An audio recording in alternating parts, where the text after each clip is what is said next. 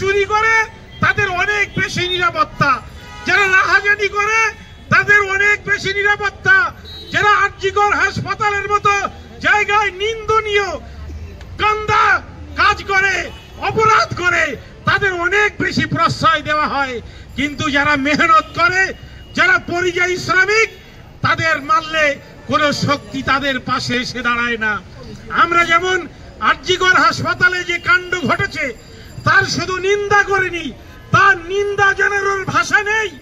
আমরা মনে করি দীর্ঘদিন অপেক্ষা না করে ওই অপরাধীদেরকে চিহ্নিত করে ওদেরকে শ্যামবাজার পাঁচ মাথার মাথায় ওদেরকে ফাঁসির কাঠে ঝোলানো দরকার। আমাদের একটি বাঙালি সন্তান দক্ষিণ 24 পরগনার বাসন্তী এলাকায় তার বাড়ি, দরিদ্র 23 বছরের যুবক, পরিযায়ী শ্রমিক হিসাবে হরিয়ানায় দিনমজুর এবং হকারের কাজ হিসাবে তার রুজি রুটির পথ সে বেছে নিয়েছিল। সে চুরি করেনি, সে ডাকাতি করেনি, বাংলায় কাজের যথাযথ জায়গা হয়নি বলেই হরিয়ানাতে গিয়ে হকারির কাজ করছিল। তাকে পিটিয়ে কয়েকদিন আগে হত্যা করা হলো এবং এই বিষয়ে কেবলমাত্র 2-3 জনকে হরিয়ানা সরকার ইতিমধ্যে গ্রেফতার করেছে।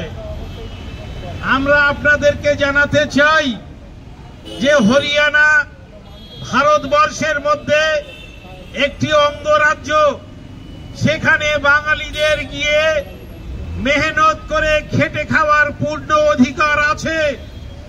আমাদের এই কলকাতায় হরিয়ানার ভাইরা আছেন, সেই জন্য হরিয়ানা ভবনও এখানে আছে। আমাদের কলকাতায় যেমন বিহারি ভাইরা আছেন, উড়িয়া ভাইরা আছেন, বিভিন্ন রাজ্যের এমনকি বিভিন্ন দেশের নাগরিকরাও এই কলকাতায় আছেন এবং এখানে তারা থাকেন। আমরা তাদেরকে সাদরে ভাই হিসাবে গ্রহণ করি। এটা ভারতবর্ষের ফেডারেল স্ট্রাকচার।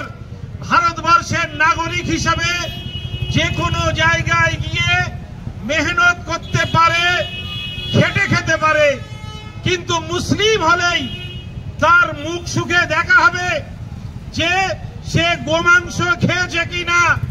এবং মিথ্যা অভিযোগে একের পর এক দেশ জুড়ে গোরক্ষক বাহিনীর নামে যে শক্তি তাণ্ডব চালিয়ে যাচ্ছে, মনে হচ্ছে যে অমিত শাহের যে পুলিশ বাহিনী, দেশের স্বরাষ্ট্র দপ্তরের যে পুলিশ বাহিনী, তাদের যতটা ক্ষমতা, আজকে ভারতবর্ষের গোরক্ষা বাহিনীর ক্ষমতা অনেক বেশি।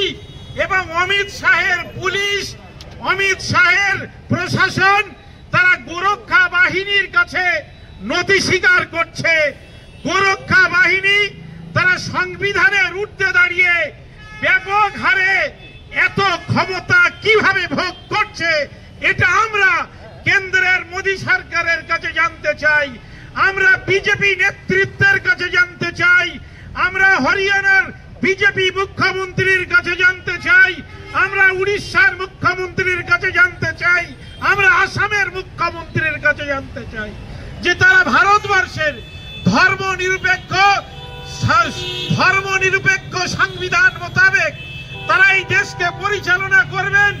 তারা রাজধর্ম মেনে চলবেন না তারা সাম্প্রদায়িক শক্তিকে ইন্ধন দিয়ে তারা সাম্প্রদায়িক মেরুকরণ তৈরি করবেন, ঘৃণার পলিটিক্স তৈরি করবেন, তারা ঘৃণার মেরুকরণ তৈরি করবেন।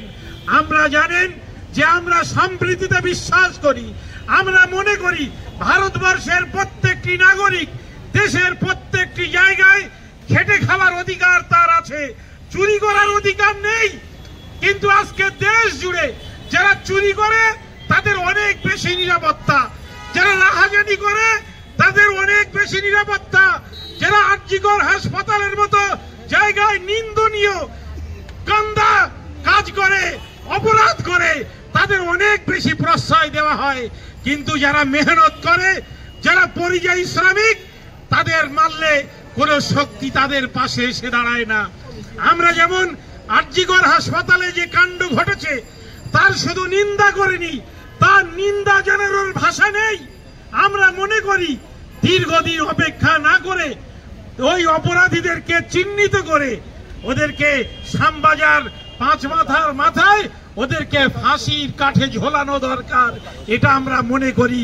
তবেই এই ধরনের নারকীয় ধর্ষণ এবং হত্যাকাণ্ড বন্ধ হবে।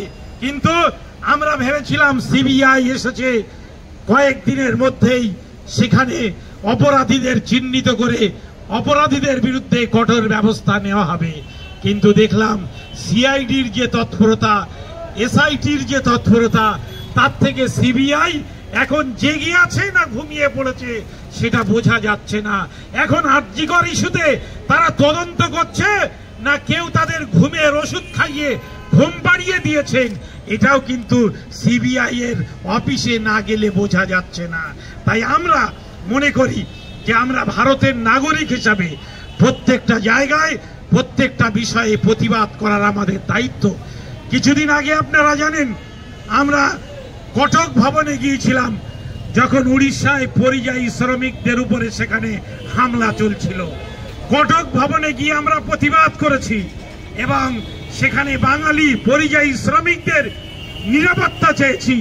তারপরেও আপনারা জানেন যে বাঙালি পরিযায়ী শ্রমিকদের উড়িষ্যা থেকে ফিরে আসতে হয়েছে। সেখানে মার্বেলের কাজ করতে যাওয়া মেদিনীপুরের ছেলেগুলো তারা কাঁদতে কাঁদতে বলেছে যে আমাদেরকে একটু নিরাপদে দেশে ফিরিয়ে নিয়ে যাওয়ার, বাংলায় ফিরে যাওয়ার ব্যবস্থা আপনারা করুন। আমরা উড়িষ্যায় থাকতে পারছি না, আমরা যেখানে কাজ করছি সেখান থেকে বার হলেই হয়তো আমাদেরকে হত্যা করা হবে। প্রাণের ভয় প্রত্যেকটি মানুষের আছে। ভারতবর্ষের নাগরিক আজকের মোদী রাজ্যে এসে, মোদীর শাসনে এসে ভারতবর্ষের নাগরিক দেশের বিভিন্ন জায়গায় নির্ভয়ে ঘুরে বেড়াবেন, এই নিশ্চয়তা মোদী সরকার দেশের সাধারণ জনগণকে দিতে পারছে না, দেশের সাধারণ মানুষকে দিতে পারছে না। তার কাছে সমাজকর্মীরা টার্গেট, মোদী সরকারের কাছে, বিজেপি নেতৃত্বের কাছে, তাদের কাছে দেখা যাচ্ছে সাংবাদিকরা টার্গেট, বুদ্ধিজীবীরা টার্গেট, সমাজকর্মীরা টার্গেট, বামপন্থীরা টার্গেট। যারা সাম্প্রদায়িকতার বিরুদ্ধে বলে তারা আজকে নরেন্দ্র মোদী সরকারের কাছে টার্গেট হয়ে দাঁড়াচ্ছে। ফলে আমাদের ঐক্যবদ্ধভাবে লড়াই করতে হবে। আমরা